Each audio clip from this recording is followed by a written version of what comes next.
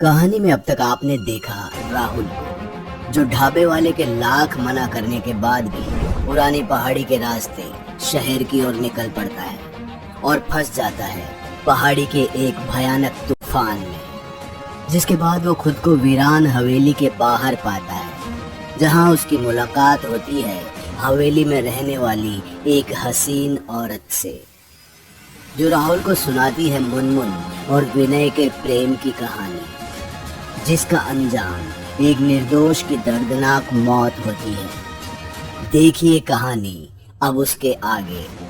पहाड़ी की अंधेरी और भीगी तूफानी रात में राहुल मुनमुन की कहानी सुनते सुनते उस औरत के बेहद करीब आ गया था, इतना कि वो दोनों एक दूसरे की गर्म सांसें साफ साफ महसूस कर सकते थे। वो उसकी कहानी में ऐसे डूब गया था कि ना उसे रात का अंधेरा दिखाई दे रहा था और ना ही तेज तूफान। उसे कुछ जानना था तो बस ये कि हवेली के मालिक ने माली को क्यों मारा, जबकि गलती तो उसके बेटे की थी। और क्या हवेली का मालिक अब उन दोनों को भी मार देगा? आपको क्या लगता है साहब, गलत किया इसने? मार दिया जाए कि छोड़ दिया जाए? तुम ही बताओ ना, क्या होगा आगे? होना क्या है साहब, मौत की शुरुआत हुई है तो आगे तबाही ही आएगी।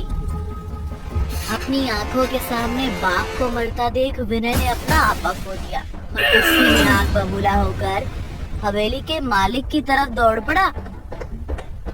और इससे पहले कि वो मालिक के पास पहुंचता, उसके मुस्टंडे ड्राइवर ने उसे दबोच लिया और उठाकर जमीन पर पटक दिया और उसके हाथ पांव बांध दिए। साले गंदी नाली के कीड़े, पता है तेरे बाप को क्यों मारा मैंने?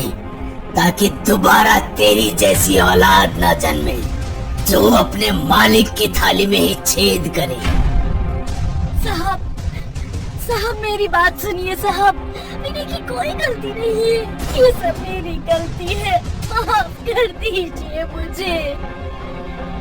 मत मांगो माफी इस जालिम से, इसे क्या मालूम कि मोहब्बत क्या होती है। मुनमुन, भले ही मुझे मौत आ जाए पर कभी ये मत कहना कि हमारी मोहब्बत एक गलती है।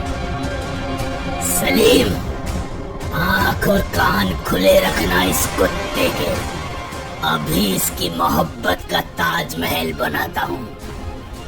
इतना कहते ही हवेली के मालिक ने मुनमुन को बालों से घसीटते हुए पर्दे के उस पार ले गया और तार तार कर उसे रोंदने लगा। जिसने मुनमुन को सालों से हाथ नहीं लगाया था, उसने आज विनय के सामने ही उसकी आबरू को तार तार कर दिया और बहुत बुरे हाल में विनय के सामने पटक दिया।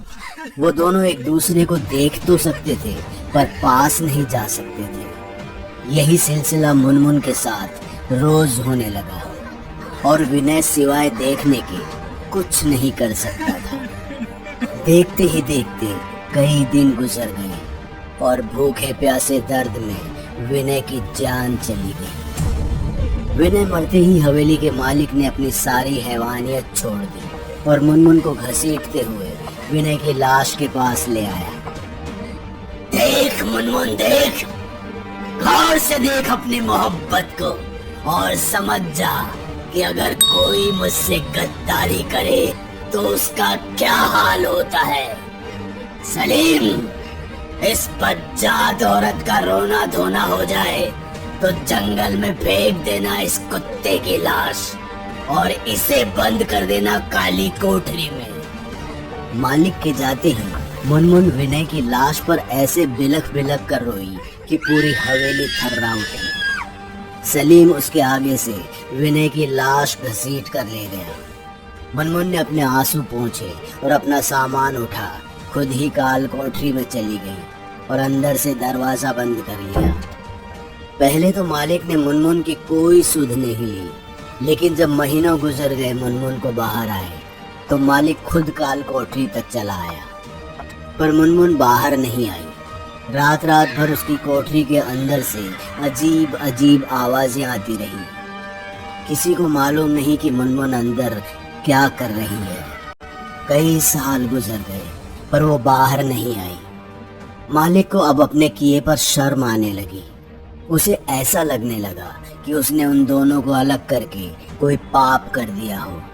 गुस्से में ना जाने उसने फूल सी मुनमुन को कितना दर्द दिया, और ये सब बातें उसे अंदर ही अंदर कचोटे जा रही थी। यहाँ तक कि उसे तो ये भी पता नहीं था कि कमसिन मुनमुन अब जवान होकर कैसी दिखती है। कई बार उसे एक नजर देखने की लालसा में मालिक ने उससे बाहर निकलने की गुजारिश की, पर वो बाहर नहीं आई। धीरे धीरे मालिक की तबीयत बिगड़ती गई। वो खून की उल्टी करने लगा। डॉक्टर को समझ नहीं आ रहा था कि क्या हुआ, इसलिए उसने शहर जाने के लिए कह दिया। जाने से पहले मालिक फिर से कोठरी के पास आया, पर मुनमुन ने अब भी दरवाजा नहीं खोला।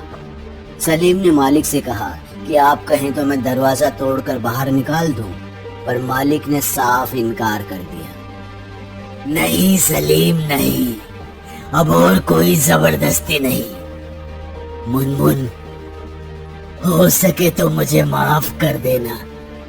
जिंदगी के अंतिम दिन देख रहा हूँ, बस एक बार तुम्हें देखना चाहता हूँ। कैसी दिखती हो तुम, फिर चला जाऊंगा शहर इलाज के लिए। एक बार तुम्हारे आगे हाथ जोड़ता हूँ मुनमुन, बस एक बार। कोई तेरे इलाज काम नहीं आएगा, न दवा न दुआ। तुझे कोई बीमारी नहीं है, मेरा काला साया खा रहा है तुझे। कमीने कहीं चला जा, लेकिन ये काला साया तुझे अंदर ही अंदर मार देगा। जैसे ही मालिक को पता चला कि मुनमुन के काले साये ने उसका ये हाल कर दिया है, उसकी हैवानियत दोबारा से जाग गई और उसने पूरी काल कोठरी में चारों ओर से तेल डलवा कर आग लगा दी। और मुनमुन चीखते चिल्लाते अंदर ही जलकर राख हो गई। मुनमुन की मौत के बाद हवेली की मनहूसियत 4 गुना और बढ़ गई। हर तरफ मौत का सन्नाटा पसर गया। हवेली की दीवारें मालिक को काटने के लिए दौड़ती थी। रात को आने वाली दर्दनाक चीखों से उसके होश उड़ जाते थे। उसे ऐसा लगता जैसे कोई उसे मारना चाहता है। वो समझ गया कि हो ना हो ये मुनमुन का ही काला साया है जो उसकी जान के पीछे पड़ा है। इसलिए एक रात मालिक हवेली के बाहर निकला और पुरानी पहाड़ी से शहर की ओर जाने लगा।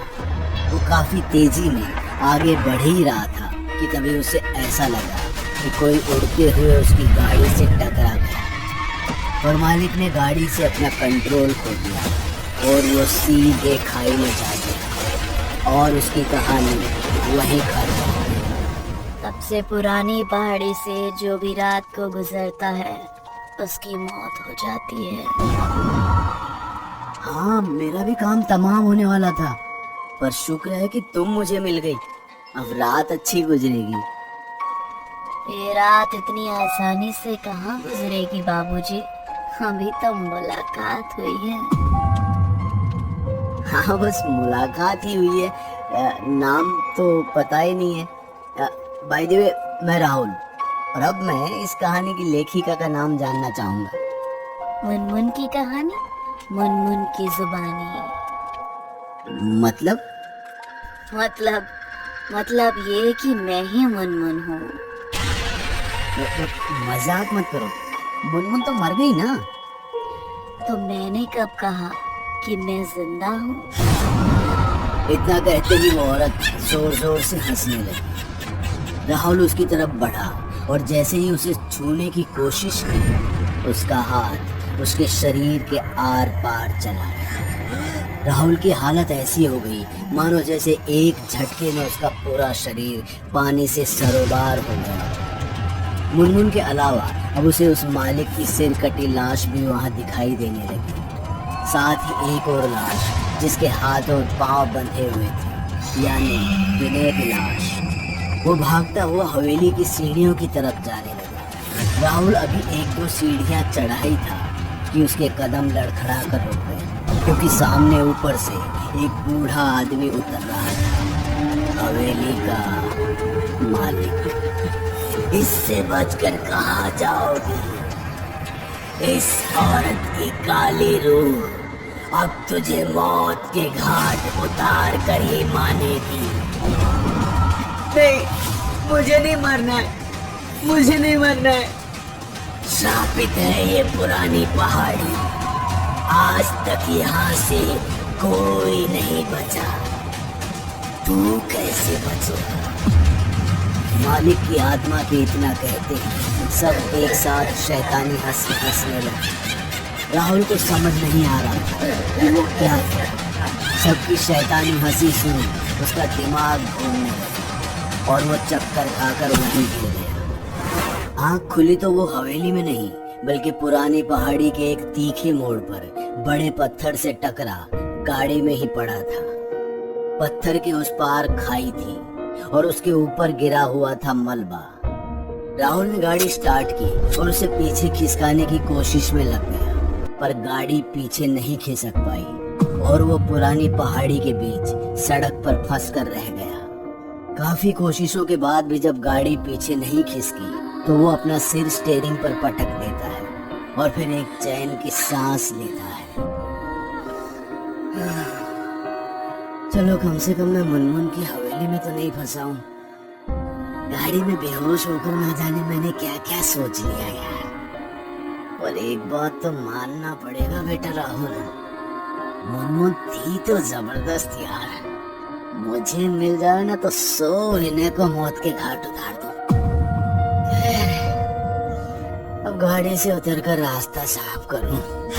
खुद से इतना कहते हुए राहुल जैसे ही गाड़ी की सीट बेल्ट खोलने की कोशिश करता है वो खुलता ही नहीं। इसलिए राहुल सीट बेल्ट को खींचकर उससे निकलने की कोशिश करता है पर उसमें भी नाकाम रहता है। उसका मन खींचने लगता है और वो खुद को किसी भी तरह उसमें से बाहर निकाल देना चाहता है। तभी उसे सामने उस हवेली की मुनमुन दिखाई देती है और उसके पीछे बाकी की सारी आत्माएं भी, जिसे देख राहुल और भी घबरा जाता है। तभी उसे सुनाई देती है एक हॉर्न की आवाज जो किसी बड़े ट्रक की होती है। नहीं नहीं नहीं नहीं नहीं। राहुल समझ जाता है कि उसके साथ कुछ बुरा होने वाला है। वो फिर से कोशिश करने लगता है बाहर निकलने की, पर इसका कोई फायदा नहीं। ये राहुल मुनमुन की मुस्कान देखकर ही समझ जाता है। तभी एक बड़ा ट्रक तीखे मोड़ पर मुड़ते हुए मुनमुन के शरीर से आर पार जाता हुआ राहुल को गाड़ी से ही ठोकर मारकर दूर खाई में गिरा दिया। शायद राहुल को ढाबे वाले की बात मान लेनी चाहिए थी कि पुरानी पहाड़ी से रात को गुजरने का मतलब है सिर्फ और सिर्फ मौत। प्लीज़ हमारे चैनल को लाइक और सब्सक्राइब कीजिए और बेल आइकन दबाना मत भूलिएगा। Thank you.